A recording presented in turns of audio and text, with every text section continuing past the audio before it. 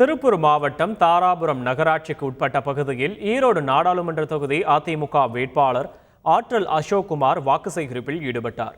குறிப்பாக காமராஜபுரம், பூளவாடி பிரிவு, அரசமரம், TS corner மற்றும் புதிய பேருந்து நிலையம் உள்ளிட்ட பல்வேறு பகுதிகளில் அவர் பிரச்சாரம் செய்தார். அப்போது தாராபுரம் அதிமுக நகர செயலாளர் ராஜேந்திரன் உள்ளிட்ட பல கட்சி நிர்வாகிகள் உடனிருந்தனர்.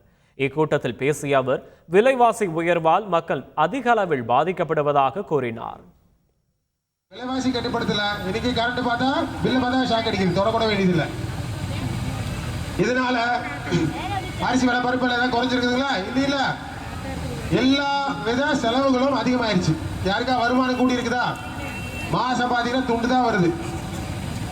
இதான் மிச்சம் பண்ண முடியுமா? அவரும் மிச்சம் பண்ண முடியாது. எங்க காதுல இருக்கிறது, கழுத்து இருக்கிறது கழட்டி அடமானம் வச்சுதான் அடுத்த நாள் போல பார்க்க வேண்டியிருக்குது. இதுக்கெல்லாம் காரணம் யாரு? இந்த அரசு, இந்த மக்கள் விரோத அரசு. அவங்களுக்கு ஒரே குறிக்கோள், அவங்க குடும்ப சொத்தை மேலே ஆக்கி போயிட்டே இருக்க. செய்திகளை உடனுக்குடன் தெரிந்து கொள்ள உடனே சப்ஸ்கிரைப் பண்ணுங்க.